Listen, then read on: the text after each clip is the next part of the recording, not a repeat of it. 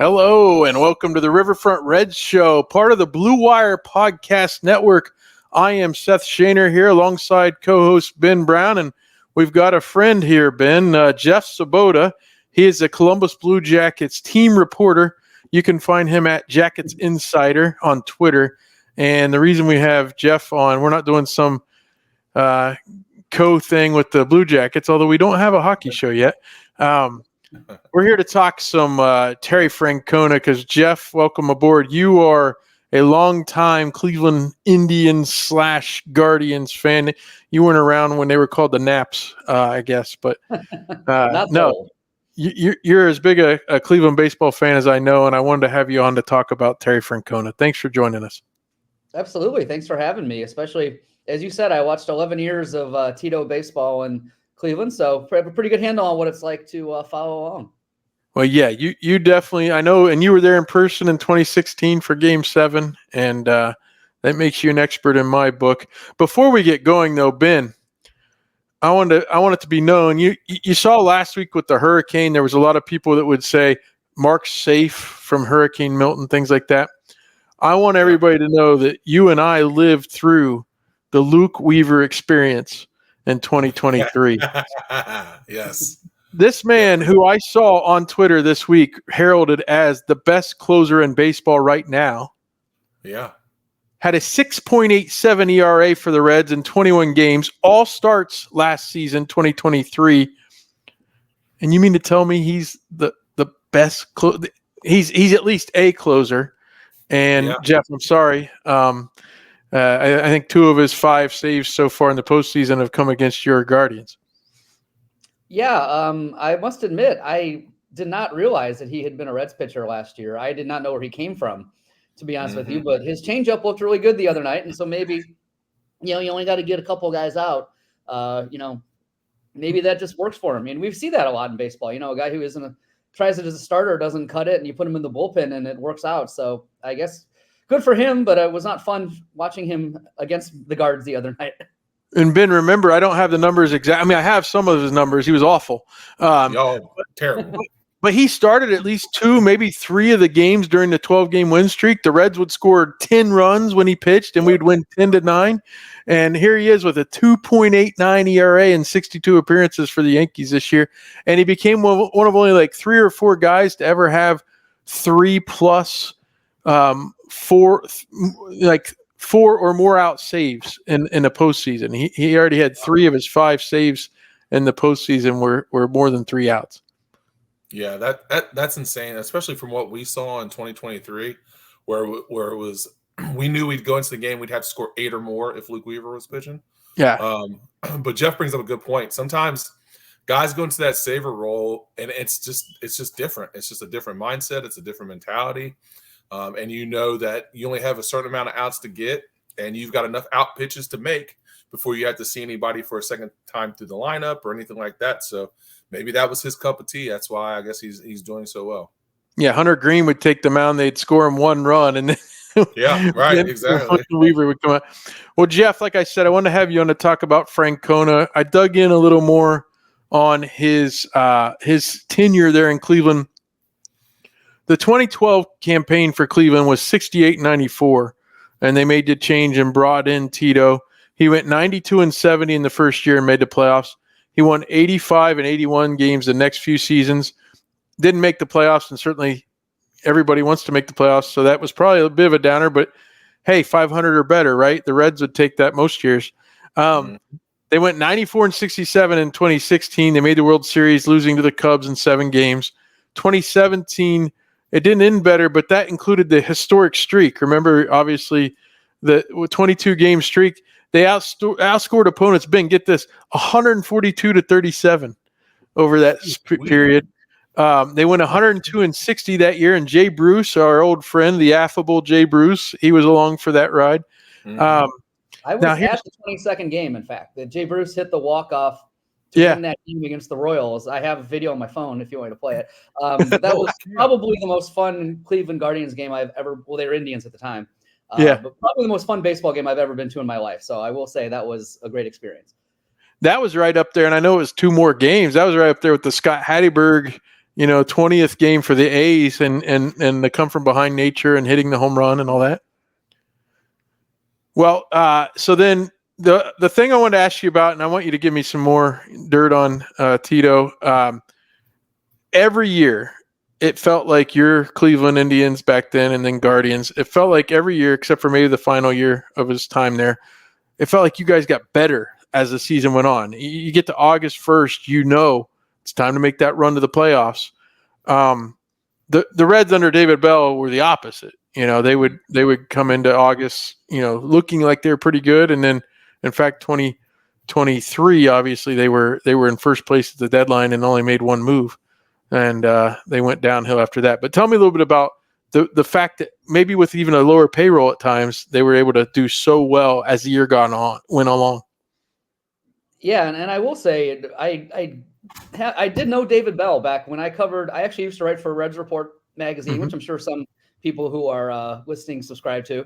And I think it was 2011. He was the Louisville manager, and I was covering that team for that magazine. And David Bell, one of the nicest people I've ever met in sports. Having said that, it was certainly time for a change for the Reds, just watching from afar. And I actually went to a bunch of Reds games this year because I had a friend working down there. So I'd kind of go to games with her. But watched a lot of, I watch a lot of baseball. I'm a Guardians fan, but certainly I'll put the Reds on if they're on. And I think fair to say it was time for a change. And I'm very happy for Tito that he's going to get a chance to be the manager there, a team that he, once played for. Obviously very familiar with Ohio, even though you can't get much further away from Cleveland and the state than Cincy, but very familiar with what Reds fans expect. And so I know some Guardians fans were kind of annoyed that he came back, but I think this is a great landing spot for him. And I'm very excited for the Reds that they'll have a chance to have someone I consider one of the best managers in baseball. And he's not without his flaws. He does, sometimes tend to stick with players that he really likes or believes in, probably longer than maybe they deserve. And there'll be some times where he can be frustrating, but you hit the nail on the head with how his teams often got better as the season went on. You mentioned that first year where he comes in, takes over a 68-win team.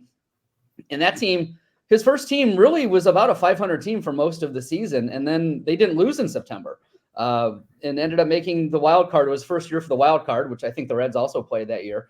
And so, kind of first time we were really getting used to that, but he got that team to that point, which I don't think anyone thought that team was going to be able to do that. And then, kind of were written off at the start of September. And then I think they won 21 they went like 21-5 or something. And so that's not quite right, but it was crazy. They won pretty much every game in September to make the playoffs. And that became a hallmark of the Tito teams. I think of a couple of years ago, his last playoff team in 2022 was a team that kind of was in the same mold where, they just kind of stuck with it, was in the race. And then suddenly September came and they hit the gas pedal and got to the playoffs that year and beat Tampa in a series. And then you mentioned the 22-game win streak, and that was in September of 2017. So it did seem like his teams, really did improve as the season went on, which is probably the sign of a good manager, being able to, figure out what his team has, be able to push the right buttons at the right time.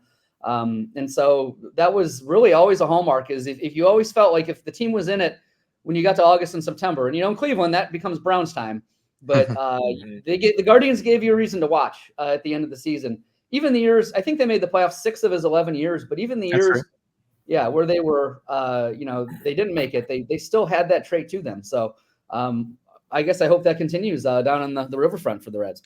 Well, and certainly with the added playoff teams, it's easier to make the playoffs. I mean, if you have a year where you win 85 games, I can't believe you wouldn't be out of the playoffs at this point. And 81 might make it some years. So 2 of those 5 times the Tribe didn't make it. They were 500 or better that I looked up. I will mention, we said this off the air, we have 3 Buckeyes here. So we're not doing a live show tonight. We could get the haters in the mentions down in Cincinnati sometime. But 3 Buckeye fans and certainly we're crying in our soup a little bit right now, but we'll be back hopefully the rest of the season. What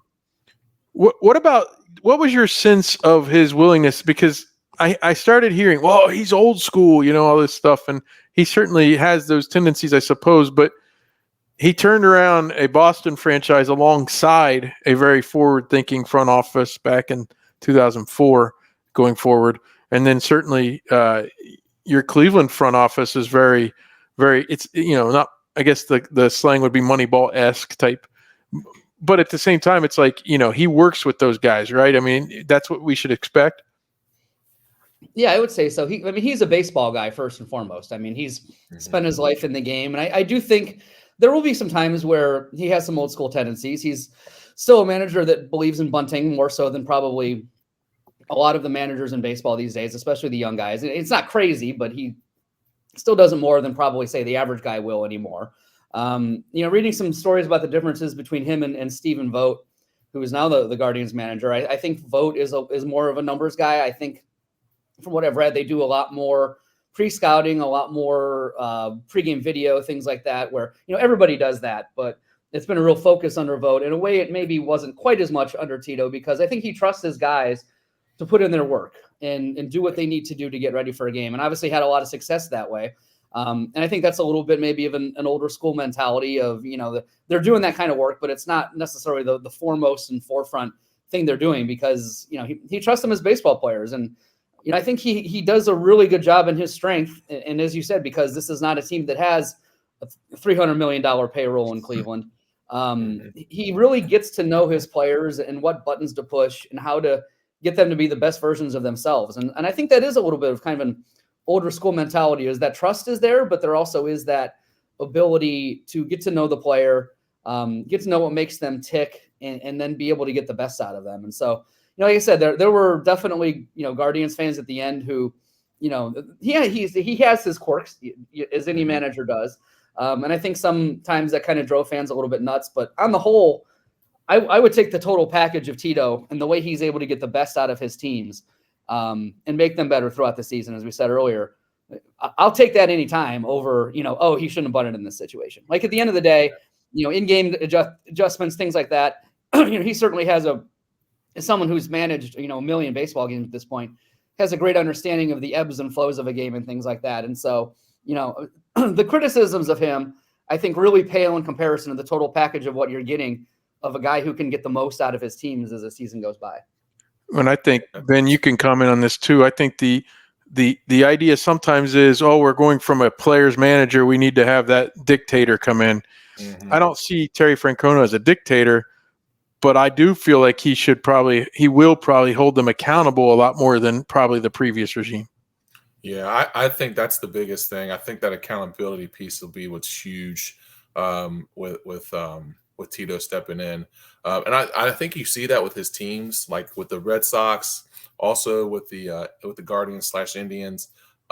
Those guys went out and played hard for him because that's the culture he developed. So, I mean, seeing that culture and what he's been able to do, that's kind of what I'm interested in seeing, is that not only that they go out and play hard and do the things the right way, the way he wants them done, but also the culture he's able to develop, that winning mentality, that going out and doing everything right every single day, repeatedly, and trusting your guys. Can you speak a little bit more on that, Jeff? Like how does he do that? How does he be able to get the best out? And maybe not the best payroll, but definitely be able to get the best out of those players. Yeah, I think he's a relationship builder. I got that sense from just, watching press conferences over the years, watching the way he interacted with the players, things like that. He's pretty even keel for the most part. Although I will say, people may remember this a couple of years ago. They were playing the Angels near the end of the season in 2022, and I was down. I actually, for the only time in my life, I've sat in the dugout suites up at Progressive Field. And Tito had the great tirade where he got thrown out of the game. And I was probably 10 feet from him the entire time. And but he doesn't do that very often. He understands, how the game works, and he's not going to be a guy, you watch Aaron Boone, who's always chirping at to bring up the Yankees because we're playing them right now, who's always chirping at the umpires throughout a game. That's not necessarily Tito, but I think he understands the game, and he understands what individual players need. And he makes it a fun place to come, but there is that piece of accountability. There is that piece of, we're here to win baseball games. And, I can't say I was in the locker room or anything like that, but you always got the sense that this team, even this year, everyone kind of talks about guards ball and how they hustle and how they force opposing teams into mistakes. They pitch it well, they field it well. This has been an extreme example of this year under Stephen Vogt, but that's the way they played the game the last couple of years. I mean, you got guys like Jose Ramirez who can get the ball out of the ballpark and things like that. But these were not teams that had Aaron Judge or, Juan Soto or Shohei Ohtani. These were true teams that everybody had their role. Everybody, knew what was expected of them. He put players in positions to succeed, and he got the most out of his teams. And so that just goes to show you that it was someone who understands the game, understands the players. And I think you asked about old school earlier, and I think that kind of the older managers do. I've talked to this in sports and my sport, hockey, where, you do have to change your style a little bit to understand the modern athlete, because, they don't want to just want to know how or do this. They want to know why. And Tito is a great teacher of the game. And I think was someone who, understood what the players wanted, understood how to put them in positions to succeed, and understood the best way to get through to them, even though he's an older guy. So I think it should be pretty exciting to have a guy like that comes in. And I think he does a good job of blending kind of that old school, I played, back in the day mentality, with also understanding what the current athlete, the way that they approach things and what they need to have success. Well, to the point of building relationships, he's already out at the Arizona Fall League with Matt McLean and Christian Strand and some of those guys. So he's already starting to build those relationships. Two more things, Jeff, and then we'll cut you loose. I know you're a very busy man, and we really appreciate your time. We do a segment called Viewer Mail, and we're going to do a little bit more later in the show. But first one, I want to incorporate you with this. Patreon member Dwight Kelly said, Ben and Seth, I'm glad you're hosting this week with Jeff visiting. I'm asking you all if you all think the postseason's Guardians team of this year is a team that Tito built, so to speak, and what do you predict will be the first sign of progress under Francona's management in Cincinnati? Do you look at it that way? I know the front office builds the team, but is there still some residual Tito there? Oh, absolutely. I mean, as I said, they played the same style they've played the last couple of years under Tito. And Stephen Vogt, I think, has done a really, really good job of continuing that. But we as a Guardians fan, we have something we call a guards run, and it's like infield single, like stolen base, error, throw balls thrown into center field, guys runs to third, and then they get them home somehow. Like, I mean, over the last number of years, and it started under Tito, I mean, they score runs in the most ridiculous ways. Like, they don't hit the ball in the infield, and they can get 3 runs in an inning. Like, it's crazy. And that did start under Tito. It's been that way for a while now. And as you said, that's maybe the kind of style of player that they have, since they don't have the Aaron Judges and the Shohei Ohtanis. But, this is something that they've done the last couple of years, and it's not just under Stephen Vogt. I think he's done a good job of keeping that, knowing what kind of team he inherited and keeping that alive. But this started under Tito of, always putting pressure on the opposition, running the base as well, going first to third, reading situations and being able to be fundamentally sound, playing good defense. That has been hallmarks of Tito teams the entire time he's been in Cleveland. And I think that's why you're able to have a winner when you don't have the highest payroll in the world, and you don't have, necessarily the super duper stars that, the MLB is promoting. You've got to be able to figure out a way to win games, with that kind of style of team. And yeah, so that definitely started under Tito. And I think, the little bit I did watch the Reds this past year, I feels like that's something that may have been missing at times, is, that accountability and that ability to play solid situational fundamental baseball. And I think that's the first thing he's going to really, I'm sure every manager does it, but Tito teams have always had that focus. And certainly, Ben, I want to talk to you about that after we say goodbye to Jeff in just a moment. But I remember when David Bell was hired and they brought in the whole new coaching staff, and they did kind of take a more, I guess, public or holistic approach to how they were going to coach base running and defense and all these things. And back then it felt like all those little things mattered. Whereas the last couple of years, maybe it didn't feel quite that way under David Bell. All right, perhaps I've buried the lead here, Jeff, before I cut you loose. The most important part maybe of this whole discussion is, what will this do for the Ohio Cup? Exactly. I always say that I'm a Reds fan except for 4 games out of the year. I guess it's going to be 6 games next year, I believe. Yeah, that's right. We get a double. Well, not double. They ought to do an odd number so we can actually decide this thing on the field. Yes. Yeah. No, that would be nice. That's probably why it's been so hard for the Ohio Cup to change hands the last couple of years, because if the Guardians win 2 of those games, they keep the cup, which is kind of crazy. Right, which has happened quite a bit. And are the games on weekends this upcoming season? I don't have the schedule in my brain, but I don't think they are. I think they did it again where they're putting us in the middle of the week. That's always frustrating, because I love doing one of the games in each ballpark each year for the Ohio Cup. But I'm glad it's back to 6 games. And, I think it's going to make it interesting. As I said, there were some Cleveland fans who were kind of annoyed that Tito took this job. I don't understand that at all. He gave 11 years to the franchise, brought them to a level of success that they have not had in 2 decades. He clearly needed a year. His health was in a place where he just couldn't do the grind of a baseball season last year. And the Guardians are in a great place. They're in the ALCS. So there's, to me, Tito did everything he could for this franchise. He did okay. Yep. Yeah. Probably the best manager, honestly, in franchise history when you consider what he had to work with. And so I'm happy he's back in baseball. I think baseball is a better place with him in it. I think he's in the right landing spot now. Someone who, as I said, I think understands the culture of what is expected in Cincinnati, in the baseball town that it is. And, I'll be rooting against him 6 days of the year, but I'll be rooting for him 156 games of the year. So I hope it works out. It'll add a little spice to the rivalry. He'll diffuse it because he, doesn't really like to be the center of attention and those things when they come up. But I think it's going to make it a little bit more interesting. And I hope that the games are competitive, and I hope we figure out a way to keep squeaking out the cup, though. Well, I want to give you a couple. One of my favorite moments in Ohio Cup history, and then one not so favorite. And our buddy Neil Sika here in Columbus, I gave Neil a really hard time during this time because Neil grew up in Cleveland as a Cleveland fan, and certainly you did too. But you never experienced not having the DH, not having the designated hitter. And there was a game, I believe, in 1999, maybe 2000, when Roberto Alomar got thrown out of the game. And it was in Cincinnati. I was at the game, and he was already ejected. And then when the bottom of the inning took place, or the middle of the inning, I should say, Mike Hargrove tried to pull a double switch. And Jack McKeon came out, and Jack would always come out and go side to side, bobbling head, and inform the umpire and Mike Hargrove, you cannot double switch after a guy was thrown out because he's already out of the game.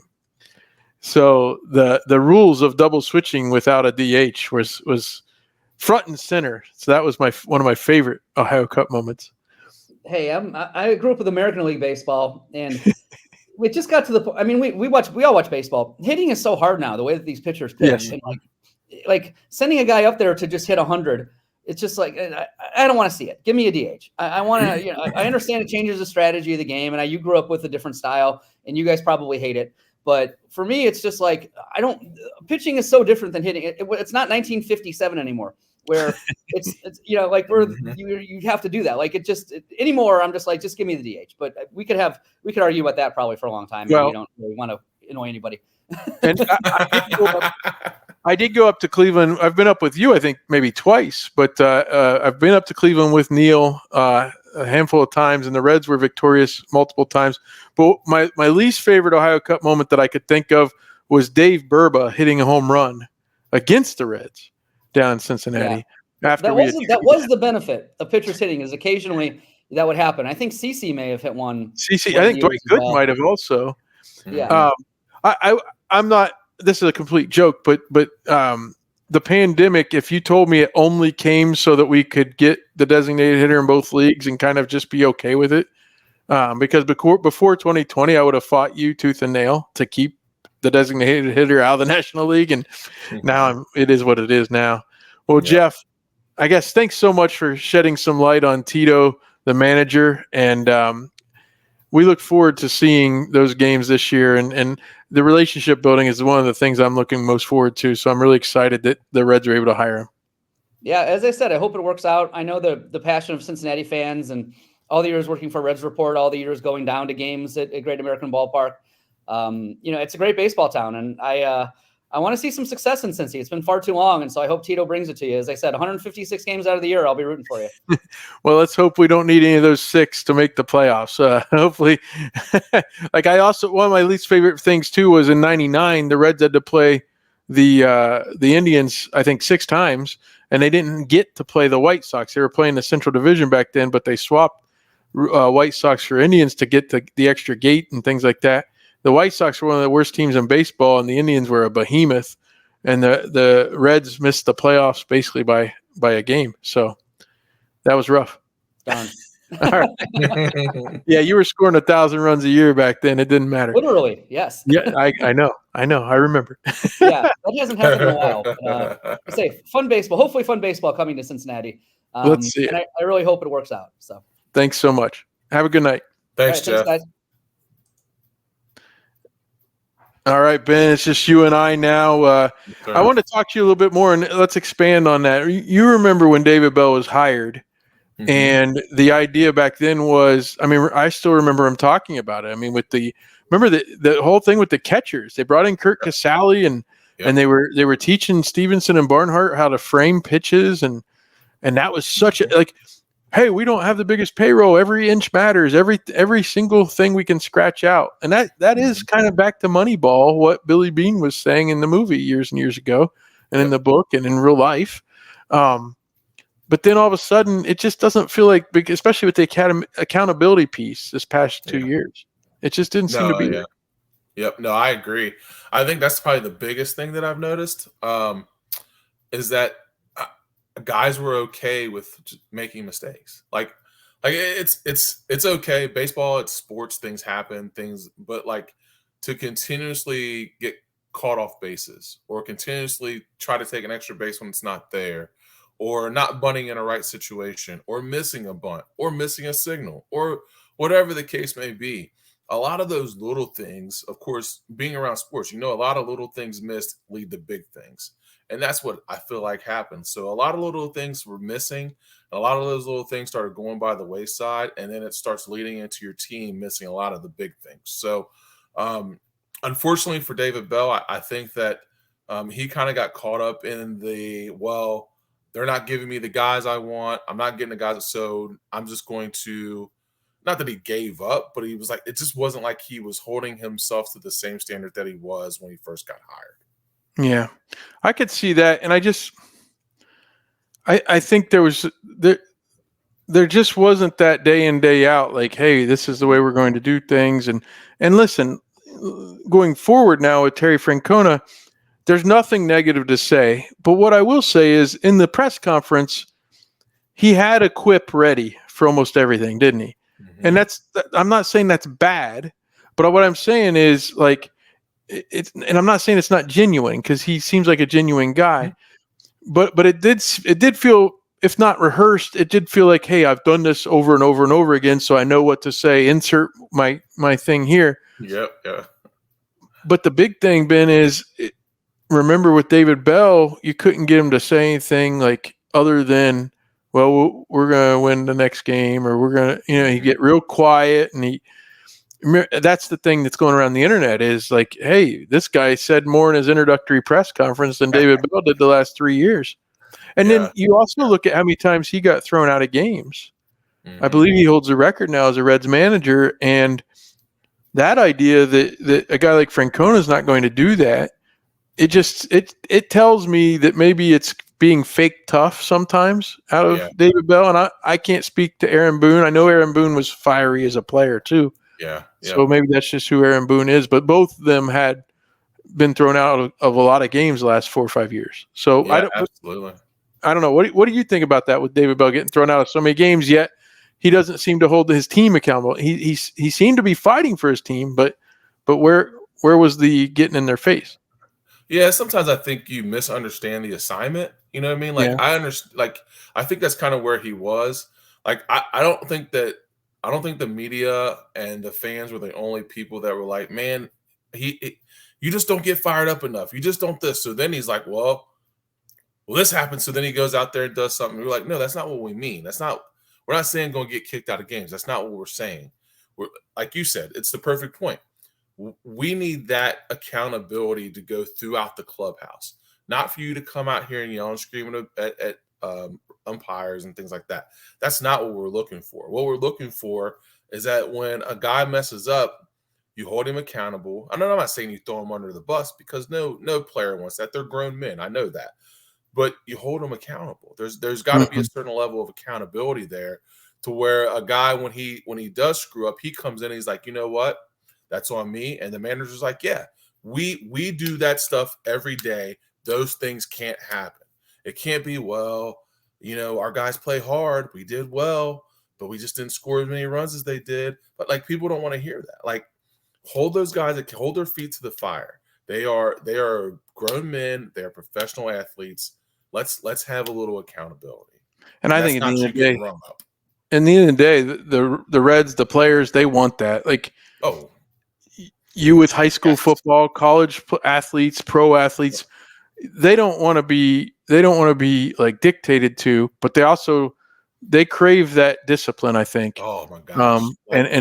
It's really important. And it doesn't mean that we want Terry Francona on the top step where a microphone can pick him up screaming at a guy. Yeah. It doesn't mean that. It could happen behind closed doors, but you know what's going to happen is you're going to see it get fixed or the guy's not going to play. Yep. And that's how we're going to know he's holding him accountable.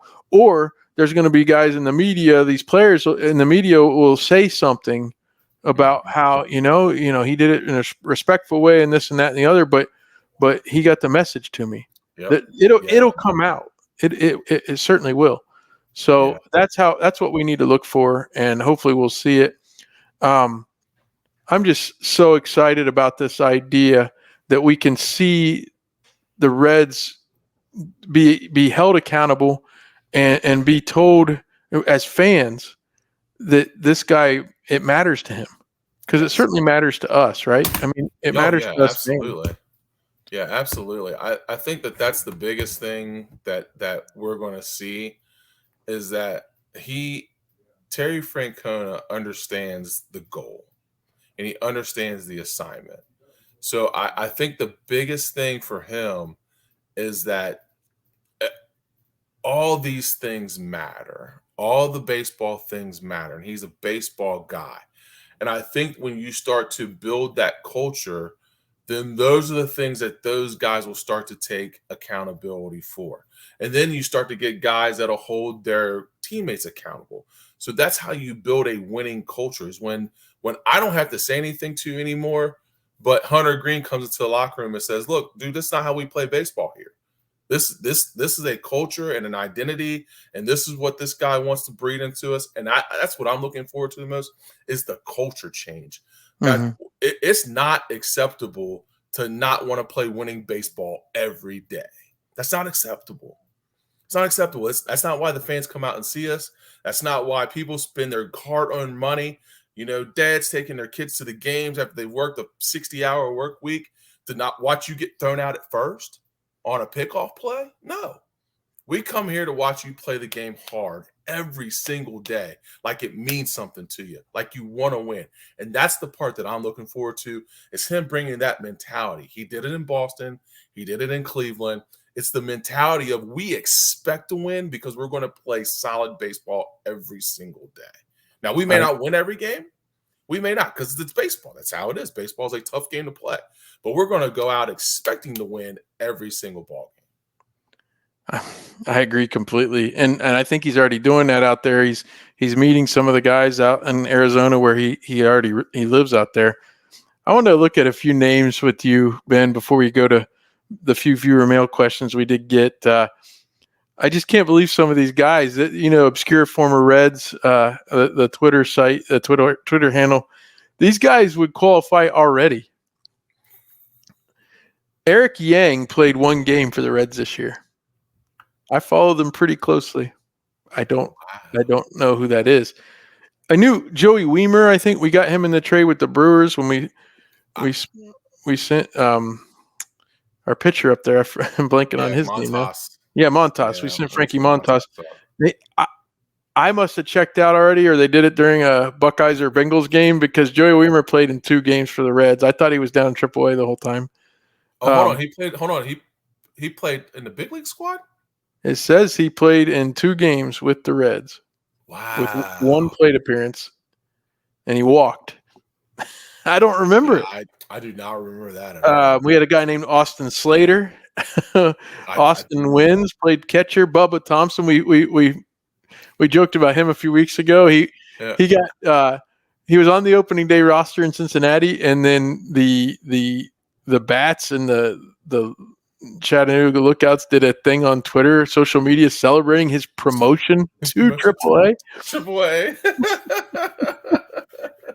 Levi Jordan played for the Reds this year. I had forgotten when we were talking a few weeks ago on your show, Mike Ford. I had forgotten that he was even on the roster. I couldn't grasp his name. He got quality at bats for us. Yeah, for a little bit. You know, we had a guy named David Buchanan pitch for the Reds this year. Yeah, some of these guys, it's amazing to me. David Buchanan, one game, had a 2.7 ERA. Huh. We know guys like Ian Jabot. He finally made it back. Yeah. Evan Kravitz pitched for the Reds this year. Zuleta, I knew who he was. I remember Zuleta. Yeah. And the funny thing was, remember that night we were hosting a show together, and I said Casey Kelly pitched for the Reds. Well, he's gone. He's officially gone. He's not around anymore. Yeah. But Brandon Liebrandt, Charlie Liebrandt's son, Charlie pitched the Reds in the 80s, kind of before I was a big Reds fan. Yeah. And then he was decent with the Braves when they had their early playoff success in 91, 92, 93, around in there. And I remember my grandpa, when he came into pitch one time, my grandpa goes, "Oh, he's terrible." Because he's been with the Reds. But I said, "Well, Grandpa, he's pretty dependable reliever for the Braves now. He's pretty good." No. So I want to read a few viewer mail questions. We're not going to go too long tonight. There's not a whole lot in terms of news yet with the playoffs going on, and we've talked a lot about Francona. I wanted to bring a little bit different perspective with Jeff, so I hope we did that. James Urban sent in, and as Chad used to say, these are actual letters from actual fans, actual viewers. James Urban didn't. He says, "I don't really have a question, but it's if it's Yankees Dodgers, we riot. The two literal worst teams. Yuck. That is all." I don't. I'm a little young to have the hatred of the Dodgers that like Bill Lack does because of the rivalry that they had over the years. Although I came in the tail end of that, so I've never been a Dodgers guy. I do remember that as a kid, though. Like I remember we absolutely despised the Dodgers. Oh yeah. In the 80s, it was terrible. That's true. So I'm not a big Dodgers fan, but I've never hated the Yankees. Like I don't like, for me, especially because Paul O'Neill got traded there in 90, around 90, after 92, I think it was, or around 92, and for me it was like, oh well, I still like Paul O'Neill, and and then even as it got to be the bigger payrolls and things like that, like I never looked at it like. It's kind of like how I see the Ohio States and Alabamas and Georgias and of college football. It's like, well, you're a fan of another team, you would trade places in a heartbeat. Right. If the Reds had the success the Yankees have over the last 100 years, then we would love it. So, it's not it's not really the Yankees' fault that they're allowed to spend money that they have. They can do what they want them with the money. So. No, I've never hated the Yankees. The Mets look like they're doing pretty well in that series, so it's going to be interesting to see how that shakes out. But Yankees Mets or Yankees Dodgers, it's fine. I'm not going to watch too much. I'm in football mode myself, and if the Reds were in it, I would be certainly much different. I was looking back at the 2012 playoffs a little bit and reliving I guess it was probably over 6 or 7 days, but the 5 games that series just grabbed a hold of us. And, we were on the edge of our seats waiting for the one more game after going up 2-0 on the Giants. Yep. Absolutely. I don't want to go through that again, but Ben, I would love to experience real playoff baseball again, because like in 2020, that wasn't real. That was we lost 2 games in Atlanta and only gave up like 3 or 4 hits total. And, that was just like, it was so quick. And even 2013 with the 1-game wild card that they used to do, that just felt like, okay, whatever. I'm sure the Orioles feel that way. They're fans right now because they had such a great season, and then they were just gone in that 3-game series. But but at the same time, it's like we were talking about with the Cleveland Indians / Guardians. They made it 6 times in 11 years, and even a few of those years they had a winning record or a 500 record. I mean, who wouldn't go through that for the next decade, right? No, absolutely, yeah. I think it's so cool when the Reds baseball is good, because like it's like when the Bengals made their run a few years ago. Like the whole city just locks in. I mean, and that's the fun part for me is that, even in that series, man, we were just waiting to win one more, but the whole city was vested. And that's what I miss, is because I feel like people gather around the success of the Reds, and they want it so bad that when we have it, it's like everybody kind of locks in. It's a lot of fun when we get to watch Reds playoff baseball. So it's a cool thing. I'm hoping that we've got that coming to us with the manager change and being able to do those type of things.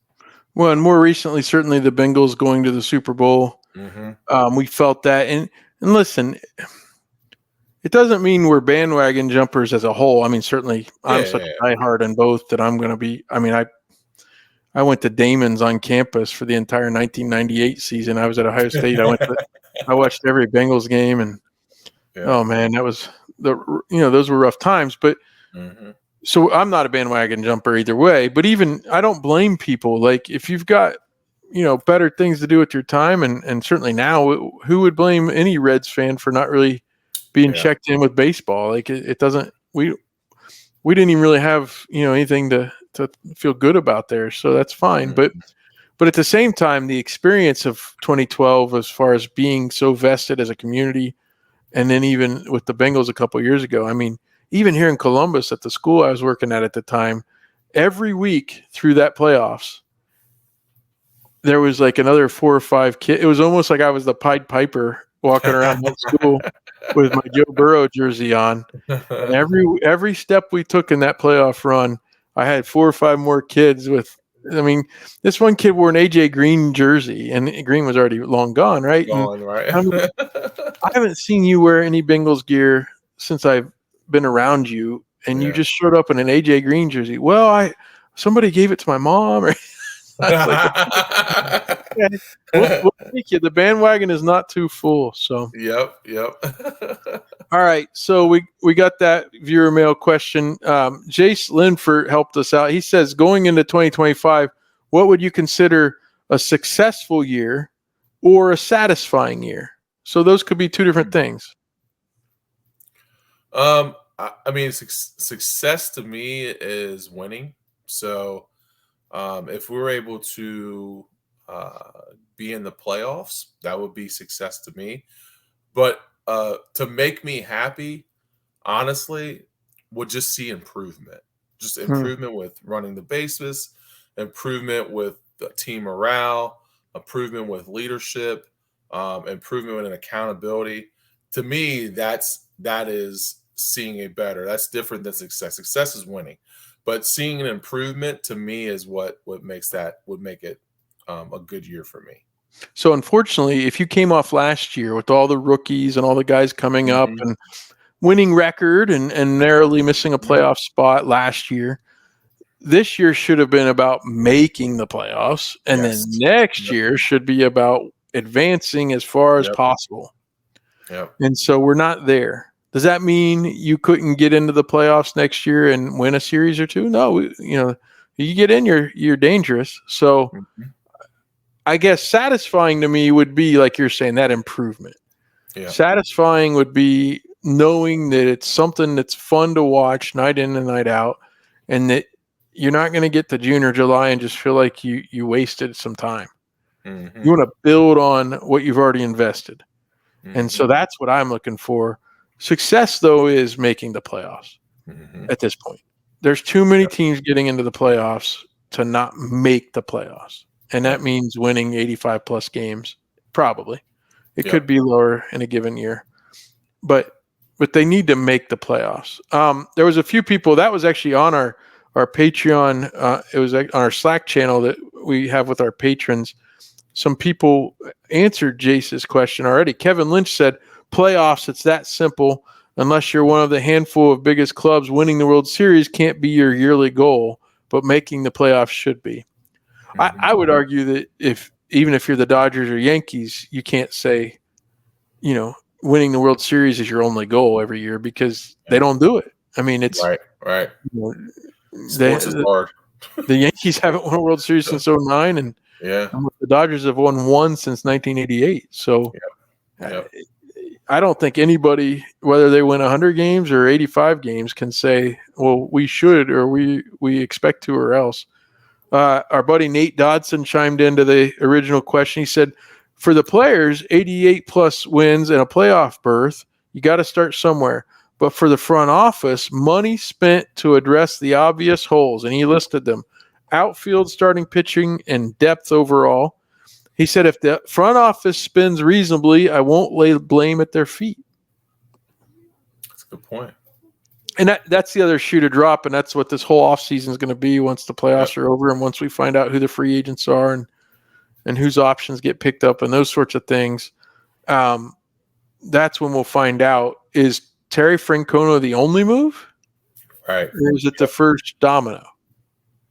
And, I think Nate's being reasonable. I mean, technically, by what they have on the books already, you could afford to sign a big contract and be okay still and be still middle of the road as far as how much your payroll is. But we're not going to sign in Juan Soto, I don't think. Of course, we didn't think we'd get Terry Francona either. So yeah. Hey, listen, I still got high hopes. Yeah. Juan Soto would be something else. Yes, it would be. And you go back to Dwight Kelly, who had the other question, but he was answering Jace's question on our Slack channel, which you can be a part of if you join our Patreon, the Riverfront. He said, a season like the Royals from this year seems like a good next step. And I agree with that. I mean, in fact, the Royals, they shocked the Orioles. So that was a good thing for them to take that step. But the funny thing is that ties into what Nate said. The Royals went out and they didn't spend on the big high price guys, but they added 4 or 5 guys to what they already had. And certainly Bobby Witt took that next step. Bobby Witt's probably a year and a half ahead of Ellie in his development. Yeah. And he was just amazing this year. I mean, he virtually, I don't know if I didn't check to see if he did overall, but he was close to hitting 400 at home, I think, on the season or something like that. Gosh. Jeez. And he's a ball player and he's so good. And that's where you look at it and say, well, they have a little bigger ballpark too. So like the Reds might not end up with the Aaron Judges of the world hitting 50, 60 home runs next year, unless we sign Gino maybe again. Yeah. But Ellie will hit around 30 to 35, I would guess. And guys will just have to, like, I would love to have a couple of Stephen Kwans. Jeff was talking about getting on base and moving a guy over, those kind of things, and how you got that one run that mattered, it sparked things. And, there's just not enough people out there that just make contact. And I'd love to add one of those somehow, some way. Find a guy that, and maybe it's Matt McLean. Who knows? Yeah, it could be. Could be.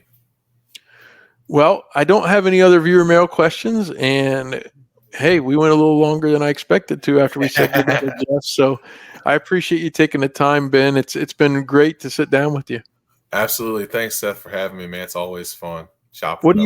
What do you think going forward? I know you're in the high school football with your son and everything, and that's kind of what your focus is right now. But what's these next few months as a Reds fan? What do you think? What do you hope to see? Honestly, I think we hit it on the head. I'm hoping that Terry Francona isn't the only move. Yeah. I'm hoping that Terry Francona brings with him a plan, and a plan of bolstering the roster. I have no doubt in my mind he's probably has a list of guys that he'd like to see in. Take the Reds take a run at. Terry Francona was off of baseball for a year, but he wasn't off of baseball. I mean, the guy's a baseball guy, so he sees guys all over the place. I'm sure he's got a list of guys in different organizations. He's got a list of guys of people that scout players. So I don't think that he was completely off, and I think he's got a list of guys that he's going to say, hey, we need to make a run at these guys. These are guys that can fill holes. These are guys that are going to play baseball the way I want it played, and hopefully the Reds take it serious. I think that's probably part of why he came, is because they came down to him and said, look, we're going to do what you need us to do in order to put a winner on the field. And I think that's part of the reason why he came out of retirement. I mean, I don't think he would come out of retirement and do the grind of the baseball schedule if he thought that the Reds weren't going to invest and players. So hopefully they do that. He's got a list and they start making some moves. I hope you're right about that. Well, hey, for Luis Alberto Bonilla, for Chris Steins, and even Bo Diaz. Oh, yeah. Rest in peace. I am Seth Shaner with Ben Brown, and I want to say so long, everybody, and stay tuned for everything here on the Riverfront and part of the Blue Wire Podcast Network. We're so happy to be a part of this on a week-to-week basis. We got some great things going on around the Riverfront still. I've got some good guests coming up on Red Leg Roundtable. I know that. So long, everybody, and we'll see you next time.